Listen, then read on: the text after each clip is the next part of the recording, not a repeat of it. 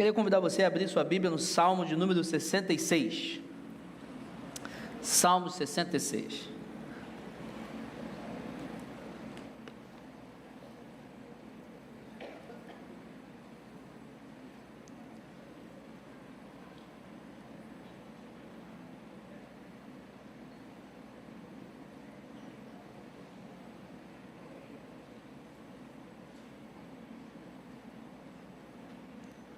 Eu quero te fazer uma pergunta. Deus tem feito algo importante na sua vida?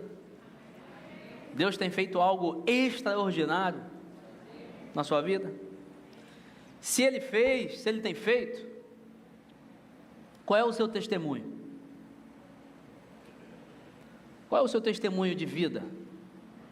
O que você hoje poderia falar sobre o seu testemunho? Que testemunho você poderia dar para alguém falando sobre algo extraordinário? Sobre isso que você falou aí, concordou que Deus tem feito em sua vida. E esse trecho da Bíblia que eu quero ler com você é um trecho poderosíssimo, claro, toda palavra é, mas para falarmos sobre essa questão de testemunho. O salmista aqui, com poucas palavras e um texto curto, vai resumir aquilo que eu e você precisamos fazer para que possamos testemunhar as coisas extraordinárias que Deus tem feito em nossas vidas. Eu quero ler com você, Salmo 66, diz o seguinte: aclamem a Deus, povos de toda a terra, cantem louvores ao seu glorioso nome, louvem-no gloriosamente, digam a Deus, quão temíveis são os teus feitos, tão grande é o teu poder, que os teus inimigos rastejam diante de ti. Toda a terra te adora e canta louvores a ti, canta louvores ao teu nome. Venham e vejam o que Deus tem feito, como são impressionantes as suas obras em favor dos homens. Ele transformou o mar em terra seca, e o povo atravessou as águas a pé, e ali nos alegramos nele. Ele governa para sempre com o seu poder. Seus olhos vigiam as nações, que os rebeldes não se levantem contra ele. Bendigam o nosso Deus, ó povos, façam ressoar o som do seu louvor. Foi ele quem preservou as nossas vidas, impedindo que os nossos pés escorregassem.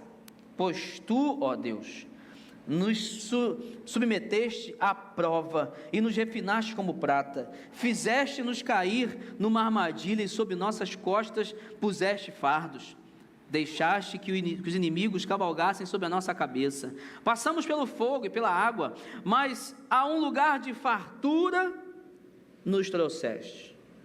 Para o teu templo virei com holocaustos e cumprirei os meus votos contigo.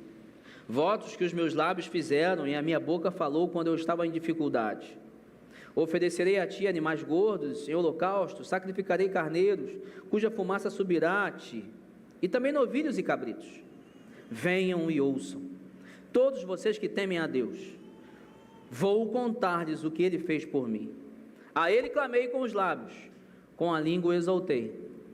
Se eu acalentasse o pecado no coração, o Senhor não me ouviria. Mas Deus me ouviu, deu atenção à oração que lhe dirigi. Louvado seja Deus, que não rejeitou a minha oração, nem afastou de mim o seu amor.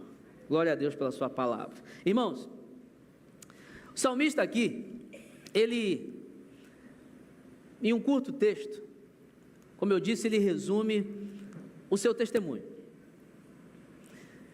O salmista, ele traz a memória e chama a atenção o quanto Deus tem feito por ele, pelo povo, coisas maravilhosas que Deus fez. Agora, o interessante é que o salmista, ele declara, ele mostra, ele traz a memória, ele não deixa passar desapercebido os momentos de dores, de deserto. E interessante é o entendimento que ele tem sobre esses momentos. A total figura, todo o processo que ele viveu, e ele fala: eu sei que o Senhor me fez passar por momentos desafiadores. Eu sei que o Senhor colocou sobre mim alguns fardos. Eu sei que o Senhor deixou eu passar certas situações. Mas eu sei também que em todas elas o Senhor me acompanhou. Eu sei que o Senhor faz isso mesmo, e faz com propósito, para me refinar, como a prata é refinada quando passa pelo fogo, para moer, como a azeitona quando é moída, é extraído ali o azeite. Eu sei que o Senhor me leva para o deserto, para que eu possa escutar melhor o Senhor, para que eu possa ser tentado e resistir como Jesus resistiu. Eu sei que o Senhor permite e me conduz por certos lugares, certas situações, porque eu sei que o Senhor quer que eu amadureça, o Senhor quer que eu te conheça. Agora, algo a mais Deus quer que você faça com tudo isso. Deus quer que você testemunhe. Deus quer que vocês chamem as pessoas e falam, vejam o que Deus fez.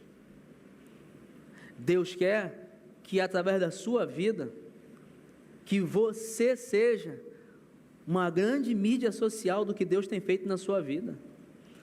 Um jornal que publica diariamente ações de Deus em seu favor. Deus quer que as pessoas vejam através de você quem Ele é. É muito possível aqui que no tempo em que o salmista escreveu esse salmo, que ele tenha passado por um livramento muito grande. Talvez uma guerra, um inimigo, uma doença. E ele celebra aqui em nome dele e da igreja. E ele inclui muitas e variadas misericórdias que Deus continuamente conferiu ao seu povo, como ele citou. O povo andou em terra seca, parede de água de um lado, parede de água do outro. Deus abriu o mar. E ele poderia começar a citar várias coisas, mas ele deixa claro para um povo que sabia da sua história: ei, Deus fez muitas coisas. Esse é o nosso Deus. E isso precisa ser também uma realidade nas nossas vidas. Eu perguntei a você, Deus fez coisas grandes na sua vida? Amém, Deus fez. E qual é o seu testemunho? Você tem testemunhado? Você pode dizer que realmente testemunha sobre aquilo que Deus tem feito na sua vida? Qual é a sua eficiência? Ou quais são os números? Quais são os indicadores? Você pode contar nos dedos os frutos que você tem, que são oriundos do seu testemunho. O que as pessoas têm conhecido de Deus? Através daquilo que você vive com Deus. E esse texto aqui tem algumas lições para que eu e você possamos de fato testemunhar, aprender a testemunhar, sermos motivados a testemunharmos e praticarmos isso diariamente em nossas vidas. Em primeiro lugar, o primeiro ensinamento que aprendemos aqui para testemunharmos sobre o que Deus tem feito, é que eu e você precisamos aprender a louvar a Deus e a contar aos outros o que Ele fez em nossas vidas. Louve a Deus, aprenda a louvar a Deus e a contar aos outros o que Ele tem feito na sua vida. Pastor, legal, isso é uma coisa que eu já aprendi há muito tempo. Mas a pergunta que eu faço de novo a você: qual é o seu testemunho? Qual é a verdade da prática da sua vida cristã? A sua vida cristã é marcada por esses princípios? Seu louvor a Deus diário e a sua ação de testemunho sobre o que Deus tem feito através de você. Os versículos 2 e 3, ele começa: cantem louvores ao seu glorioso nome. E ele repete: louvem-no gloriosamente. Digam a Deus. Aí ele chama o seguinte: olha, falem para Deus. Ele dá uma orientação: fala para Deus. Chega para Deus e fala assim: Deus, o Senhor me livrou do vale da sombra da morte. Glórias a Ti por isso. Senhor, obrigado, pela minha família. O Senhor me deu um marido, uma esposa, filhos. Senhor, o Senhor me deu um emprego. Senhor, o Senhor me deu cura. Senhor, o Senhor restaurou minha casa. Senhor, o Senhor me deu um destino. Senhor, o Senhor me livrou de muitas coisas ruins. Eu estou dizendo para Ti, Senhor, o Senhor fez isso. Glórias a Ti por isso. Quanto tempo você faz isso? Diariamente. Quanto tempo você passa fazendo isso diante do Senhor? No meu tempo a sós com Deus, eu tenho uma cultura. Eu faço igual o culto. Qual foi a primeira coisa que você fez aqui quando chegou no culto? Você cantou louvores ao Senhor, não cantou? Eu faço isso também. Eu vou orar, vou ler Bíblia. Primeira coisa que eu faço, eu boto uma música. E eu começo a louvar o Senhor. Claro, eu escolho uma música que diz palavras que eu quero dizer ao Senhor, né? E eu começo a cantar aquela música. E eu começo a falar: Senhor, obrigado por isso, louvo ao Senhor por essa questão, o Senhor tem trabalhado nisso, eu vejo a sua mão aqui, Senhor, eu reconheço, é o Senhor que está fazendo, e eu começo ali a louvar ao Senhor. Mas Deus não sabe, foi Ele que fez? Sim, mas Ele quer esse relacionamento, Ele quer essa nossa dedicação. Nós crescemos com isso, nós nos lembramos e nós revisitamos essas memórias, sentimos as experiências novamente, adoramos o Senhor e crescemos com isso. Somos pessoas gratas. Começamos a dizer: Deus, o Senhor é tremendo mesmo. O que o Senhor está fazendo é só o Senhor mesmo que faz, é a tua mão, são teus milagres. Que bênção, que presente eu estou vivendo. Isso não é bom quando isso acontece com a gente? Seria muito bom se no seu casamento, se no meu casamento a gente tivesse isso todos os dias. Já pensou? Aquela esposa faz aquela comidinha ali para o marido, aí você senta ali para comer, só de sentir aquele cheirinho, você fala: poxa, chega para a mulher, fala assim: obrigado porque você é bênção demais na minha vida, poxa, casei bem demais,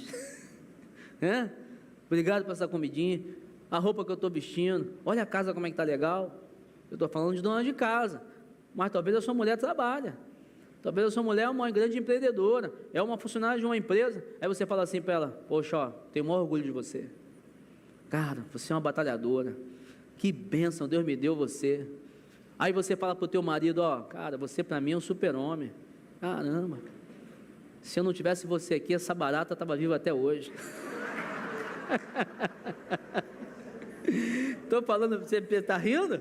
Eu não falei isso no culto de 8h30, mas vou ter que contar, a Dani não está aí não. Teve um dia que a Dani me ligou, ela me ligou desesperada: você está onde? E não sei o que lá. Eu falei: o que foi, Dani? Tem um bicho aqui em casa. A Dani ficou trancada no quarto, ela não saiu do quarto até eu chegar. Quando eu cheguei era o quê? Que tinha uma barata na sala. Eu falei: você está de brincadeira comigo. Mas eu me senti, né, pô, salvador da pátria.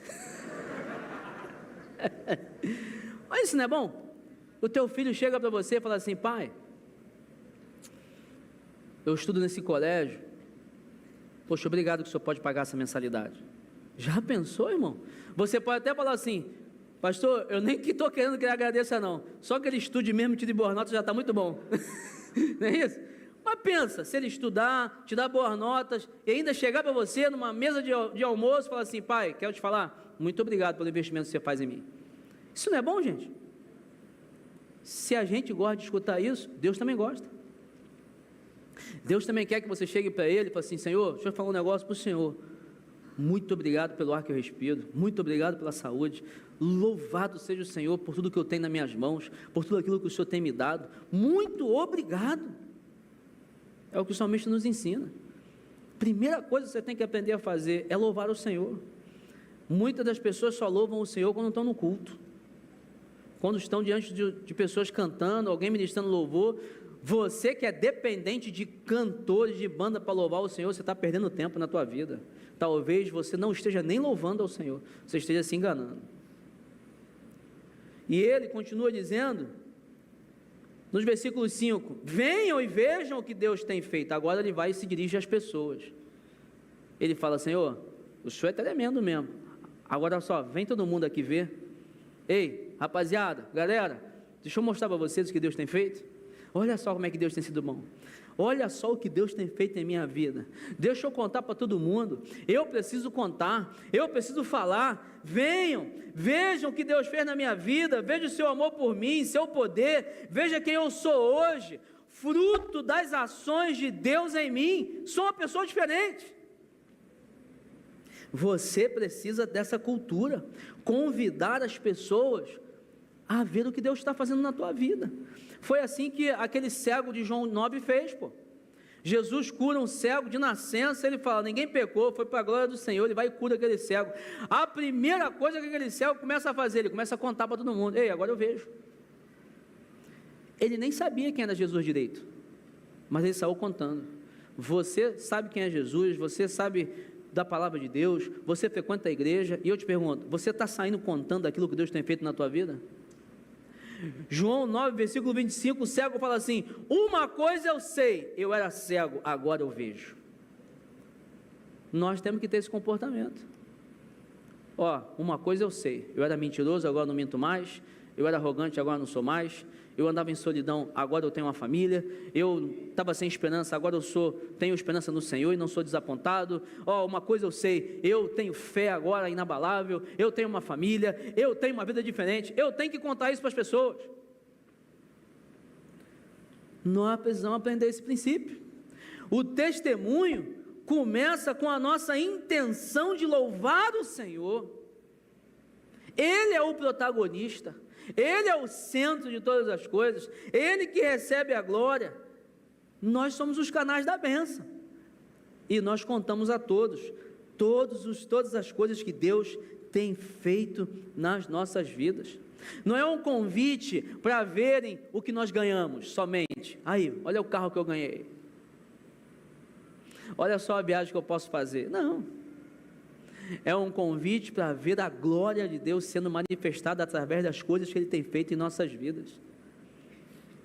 Deus nos dá coisas materiais? Dá, mas as maiores bênçãos que Deus nos dá, elas estão dentro de nós, são coisas que são transformadas em nossos corações, nas nossas mentes, são vidas que são mudadas em processos que Deus constrói, Deus executa, Deus governa em nós, e nós precisamos testemunhar sobre isso. Nós precisamos falar sobre isso. Faça esse exercício, comece a louvar a Deus pelo que você já é hoje, fruto de quem Deus é em você. Comece a louvar a Deus pelo que você tem hoje, fruto do que Deus fez através de você, e convide pessoas para verem, convide pessoas para desfrutarem, serem também abençoadas daquilo que Deus fez através de você. Segundo ensinamento que eu aprendo aqui para testemunhar sobre Deus, é o seguinte: confie no Senhor, pois Ele tem preservado sua vida. Talvez você fale assim, pastor, eu tenho muitos testemunhos passados, mas hoje eu vivo uma coisa, eu estou passando por uma situação que eu não consigo testemunhar de Deus ainda não. Quem disse? Talvez você esteja muito enganado. Olha o que o salmista fala, versículo 9: foi Ele quem preservou as nossas vidas, impedindo que os nossos pés escorregassem. Irmãos, a vida, ela em muitos momentos faz com que a gente ande em ambientes bem ensaboados, bem escorregadios. Nós, por exemplo, somos pessoas falhas, imperfeitas. Nós não temos todo o poder, nós temos acesso a Deus que tem todo o poder, mas nós, volta e meia, nós estamos escorregando alguma coisa, falando o que não devíamos, sabe, errando ali e acolá. Ai de nós, se Deus não estivesse cuidando da gente, como o salmista falou ali, impedindo que nossos pés escorregassem. Quantas vezes você ia falar uma tremenda besteira, que ia perder o teu casamento, ia perder o teu emprego, ia magoar o teu filho pelo resto da vida, aí o Espírito Santo te segurou. Quantas vezes alguém fez alguma coisa com você, você no ímpeto ia agir de uma forma, o Espírito Santo vai e te segura. Quantas vezes a notícia nem chega em você, porque Deus sabe, se chegar nele vai dar ruim, vou preservar. A gente não sabe, Mas o salmista, ele entendia essa verdade. Deus tem preservado as nossas vidas. Deus, ele tem cuidado da gente. Deus, ele tem impedido que coisas aconteçam com a gente. Nos versículos posteriores ao versículo 9, ele vai reconhecendo isso. E o interessante é que ele reconhece, Deus leva a gente à prova, para que então a gente amadureça. Reconhece que muitas das vezes nós passamos pelo fogo, sim, carregamos pesos, vivemos situações difíceis, mas é aí que entra o testemunho. Nós não testemunhamos sobre o Senhor apenas com as bênçãos que recebemos. Nós testemunhamos do Senhor, sobre o Senhor, através da confiança que depositamos nele. Nós depositamos sobre o Senhor através da nossa permanência ao lado do Senhor, mesmo em momentos desafiadores.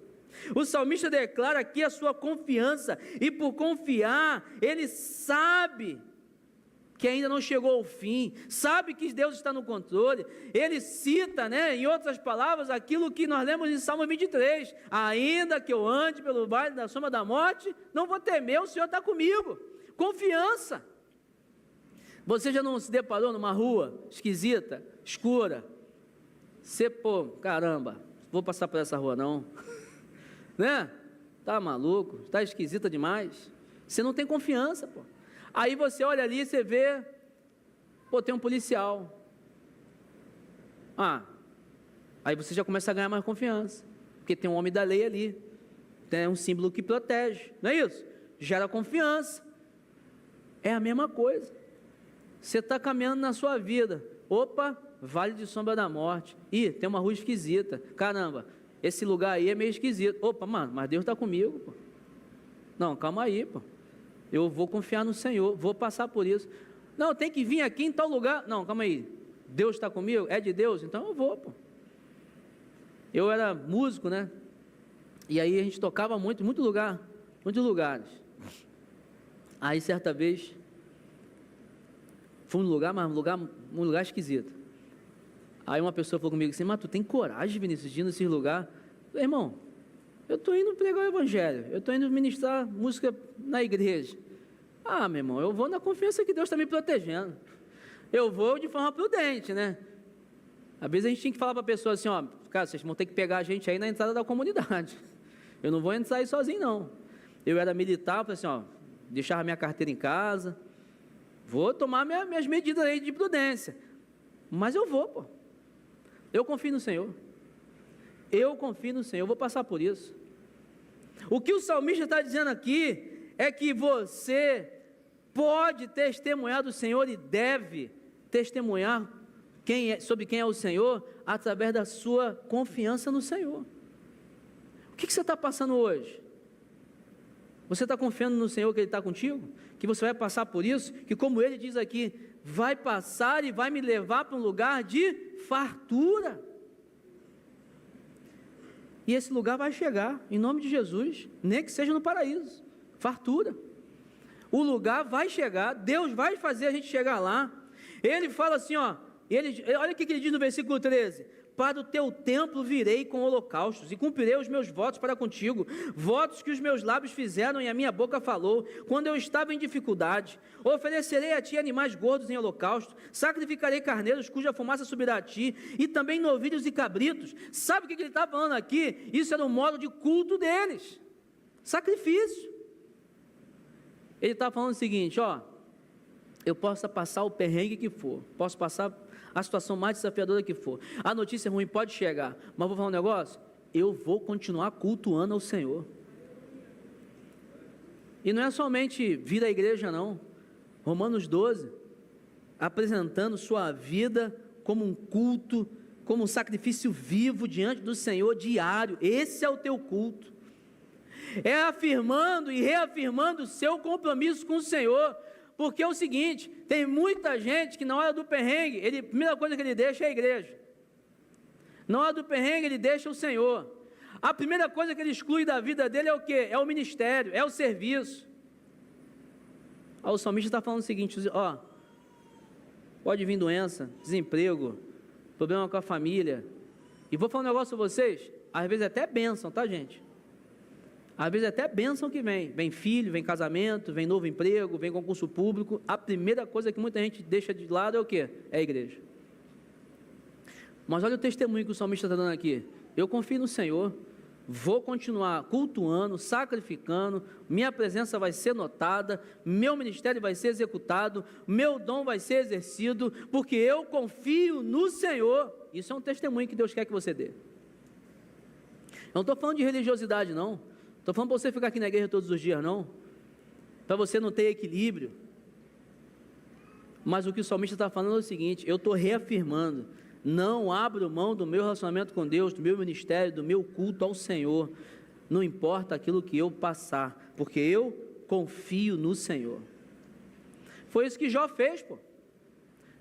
O que Jó passou, irmão, rapaz, Jó perdeu tudo.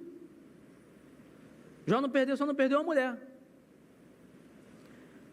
Jó perdeu tudo, até a sua saúde. E no capítulo 1, versículo 21, Jó disse o seguinte: no saí do ventre da minha mãe, e no voltarei. O Senhor deu, e o Senhor tomou. Bendito seja o nome do Senhor. O que Jó está falando? Irmão, está tudo ruim, mas eu continuo temente ao Senhor, firme em Deus. Eu continuo com o meu culto, a minha vida está diante do Senhor. Ai de mim, sair da presença do Senhor.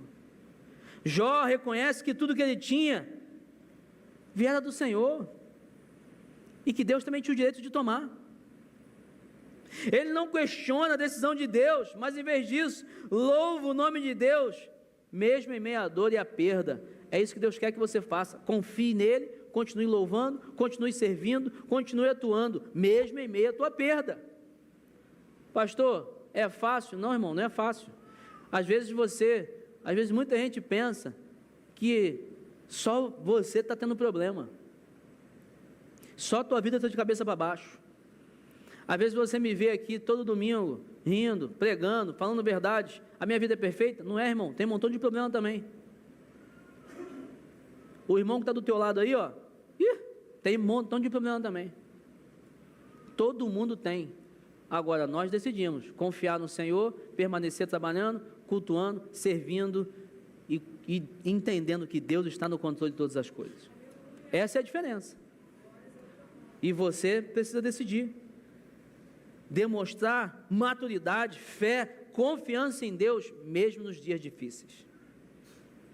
Você pode dizer: eu estou doente, mas confio no Senhor, Ele vai manter a minha vida até onde Ele quiser. Eu estou desempregado, pastor, mas confio no Senhor, se Ele permitiu, Ele vai abrir uma porta para mim. Nem que seja, Ele vai também te ensinar a ser o melhor empregado, para que você então consiga um emprego melhor. Você pode dizer: eu estou com um problema na família, pastor, beleza, Deus permitiu, confie no Senhor, Ele vai tratar contigo, Ele vai sustentar a tua família, Ele vai dar direcionamento para você, Ele vai cuidar desse problema contigo, vai te ensinar no meio da caminhada. Nossa confiança precisa estar no Senhor e precisa reafirmar o nosso compromisso com o Senhor. Os desafios não podem nos tirar da presença de Deus, muito pelo contrário, eles têm que nos aproximar cada vez mais. Não podemos tirar nosso pé da posição que ocupamos segundo o nosso chamado. Está aí um problema que eu tenho falado muito com vocês, e eu vou pregar um dia essa mensagem sobre dons. Eu tenho essa teoria, eu tenho falado com muitas pessoas.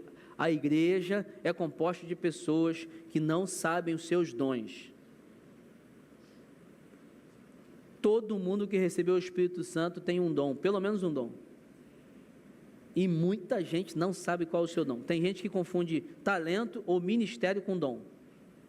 A pessoa fala assim: não, meu dom é do louvor. Não, não existe dom do louvor. Isso é ministério, irmão. Você está usando aí para servir a igreja, que dom também serve a igreja, mas não tem dom de cantar. Não tem dom de abrir a porta para ficar na recepção. Tem o dom da hospitalidade, da generosidade. Mas não tem dom de estar na câmera. Não, tem um talento, tem uma capacitação, uma expertise. Poxa, fiz um curso, legal, Deus quer que você use isso também. Mas a Bíblia é categórica, ela deu dons para a gente. Se você não sabe o seu dom, você está com um sério problema. Tem gente que não entendeu ainda, opa, eu tenho um chamado, pô. Nós aqui na igreja acreditamos que todos são pastores. Há algumas pessoas com chamados específicos, dom do pastoreio.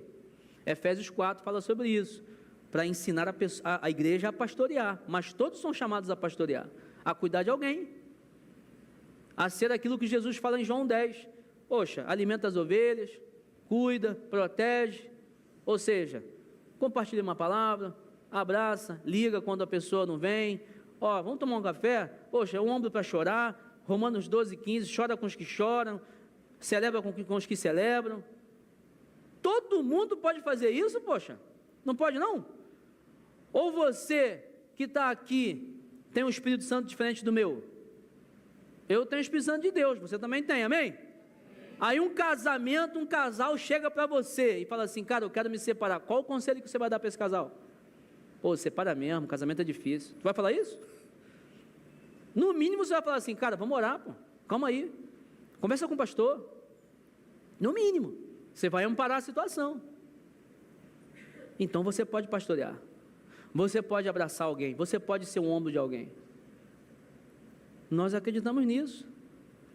Nós acreditamos numa igreja que não importa a situação que as pessoas vivam, elas confirmam sua confiança no Senhor, seus dons, seu chamado, seus ministérios e continuam firmes diante do Senhor.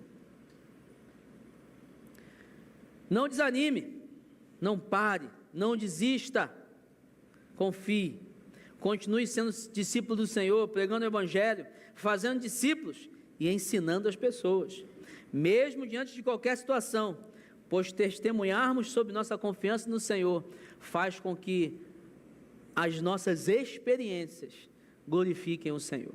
Em terceiro e último lugar, terceiro ensinamento que eu aprendo aqui para testemunharmos sobre quem Deus é, olha só, mostre que a santidade abre portas para as bênçãos do Senhor.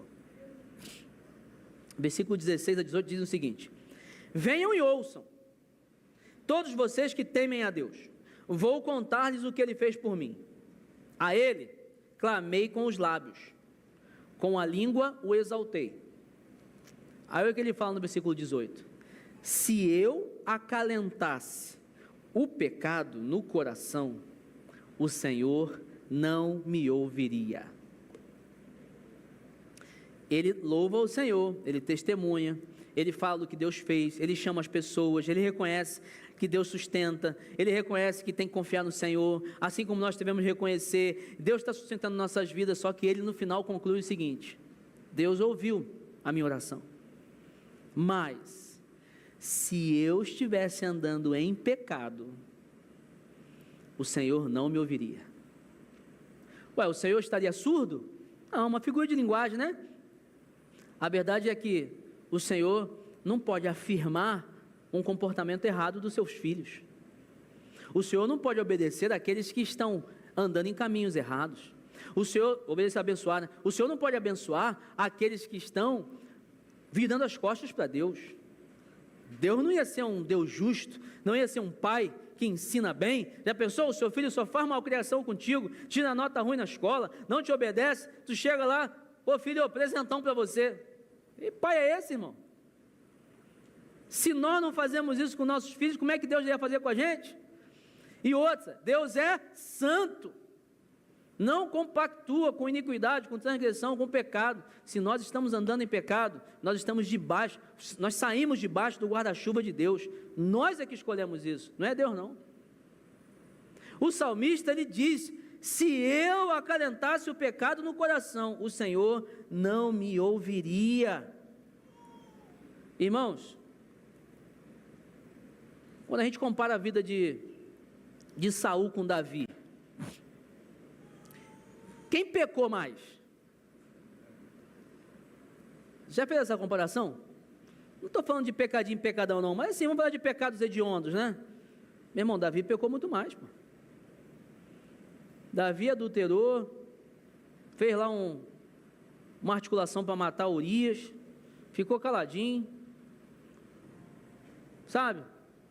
Deu o jeitinho dele lá, tomou a mulher para ele. Davi fez uma lambança danada.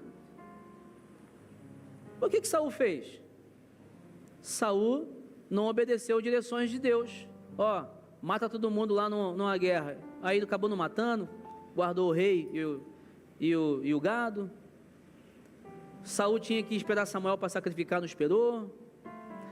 Saul se importava com as pessoas mais do que se importava com Deus. Esse foi o erro de Saul. Um tremendo de um problema emocional que Saul tinha, insegurança. Poxa, Deus não podia tratar isso? Mas não, Deus falou o seguinte: ó, Saul, perdeu, irmão, tira a tua unção aí, já escolhi outro rei.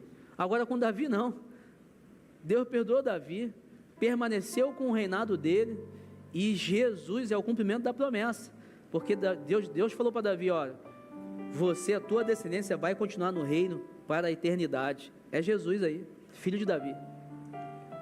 Olha só, qual a diferença, irmãos? Davi tinha uma capacidade extraordinária de se arrepender.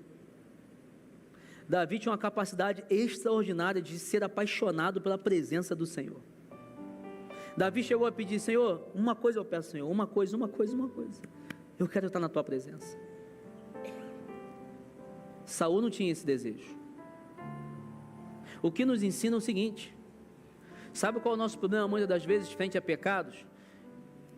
A gente às vezes recebe uma cultura que é o seguinte: eu não peco porque eu não quero ir para o inferno, eu não peco porque eu não quero ser amaldiçoado, eu não peco porque eu quero bênçãos. E não é isso. Nós não podemos pecar, nós não devemos, porque nós não podemos quebrar a comunhão com o Senhor. Esse que tinha que ser nossa maior motivação, essa que tinha que ser a maior motivação. Eu amo tanto o Senhor, eu quero tanto a presença de Deus, que eu sei que o pecado quebra, e eu não quero ficar com a comunhão quebrada com o Senhor. Por isso, o pecado, não andar em santidade, faz com que a gente quebre a comunhão com o Senhor, e Deus não nos ouve, não nos abençoa. Nós testemunhamos sobre quem nós somos em Deus, sobre o que Deus fez com a gente, através da nossa santidade, através das nossas escolhas certas, através do não ao pecado. Isso desagrada a Deus? Não faço. Isso não é da vontade de Deus? Então não vou. Deus, Ele patrocina isso? Não patrocina, então eu não patrocino também. Deus, Ele honra isso? Não, então eu não honro também. Isso é temer ao Senhor. Isso é querer ter comunhão intensa com o Senhor, e Deus ouve essas pessoas. Agora, as pessoas que acalentam no seu coração o pecado, que não andam em santidade, Deus não ouve. Olha o que diz Isaías 59:2: mas as vossas iniquidades fazem separação entre vós e o vosso Deus. Jeremias 11 relata a situação de um povo que estava mergulhado na idolatria e na desobediência. Só que é o seguinte: o povo mergulhado na idolatria, na desobediência, no pecado, mas o povo ainda ia na igreja. O povo ainda ia na igreja, ainda adorava, levantava mãos santas, entregava ofertas, sacrificava. O povo estava lá na sinagoga, no templo. Aí Deus fala para Jeremias o seguinte, ó, Jeremias 11:11: quando clamarem a mim, não os ouvirei. Jeremias 11:14, ele fala para Jeremias: não ores por este povo, porque não te ouvirei. Olha isso, gente. Eu estou com essa mania agora. Todo mundo que chega para fazer um gabinete comigo, falar comigo, eu falo logo: você está lendo Bíblia orando? Você lê Bíblia e ora? Se a pessoa não lê Bíblia e ora, eu já começo por aí. Cara, vamos conversar primeiro sobre isso. Se você não está lendo Bíblia e orando, não estou te entendendo. Principalmente quem está servindo na igreja. Quem está servindo na igreja, não está lendo Bíblia e não está orando, a minha pergunta é: você está tirando de onde para servir a igreja? Pô, tu está tirando de onde? Da tua vida? Eu e você, a gente não presta, pô. Então, não estou te entendendo. Mas olha o que Deus fala para Jeremias. É como se Deus falasse para mim assim, ó: ô Vinícius, essa pessoa que está pedindo oração aí, não ora por ela não. Não gasta teu tempo não, porque eu não vou ouvir não. Porque ela está em pecado. Você está entendendo? Ah, se eu tivesse esse discernimento todas as vezes. Alguém vem me pedir oração e Deus fala isso para mim: não ora para essa pessoa não, está em pecado. Já pensou se a gente começasse a ter isso, gente? Mas talvez isso esteja acontecendo com muitos de nós. Nós estamos pedindo oração, bênçãos do Senhor, milagres, mas Deus não está nos ouvindo. Porque Ele não pode? Não, porque eu que estou em pecado, porque você está causando separações através dos seus pecados entre você e Deus.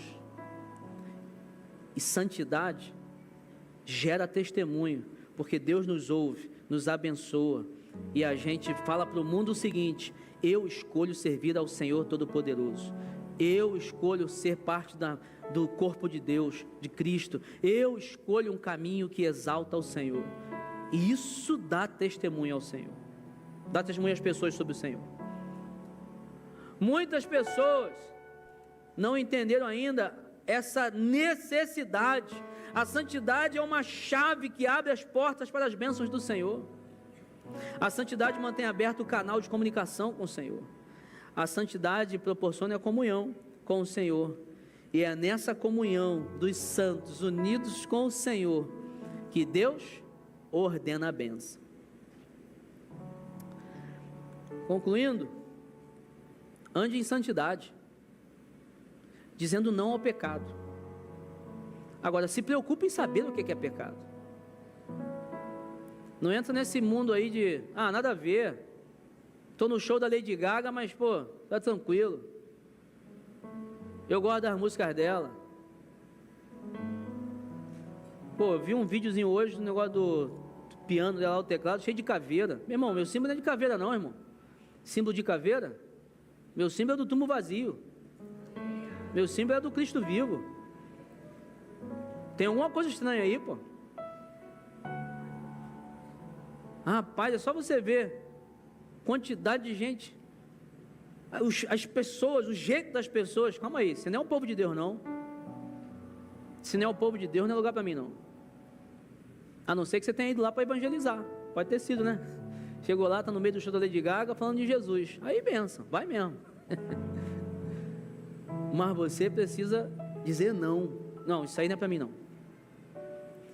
Esse ambiente não é para mim não. Esse pecado aí não é para mim não. Nenhum pecado é para mim, ou seja, esse comportamento não é para mim não. Porque eu digo não ao pecado, busco santidade, porque eu quero testemunhar do Senhor. Mostre sua confiança no Senhor em todos os processos e momentos da sua vida. Sua confiança em Deus dá testemunho sobre o Senhor. Receba as respostas, louve a Deus todos os dias por elas, e chame as pessoas para verem aquilo que Deus tem feito na sua vida.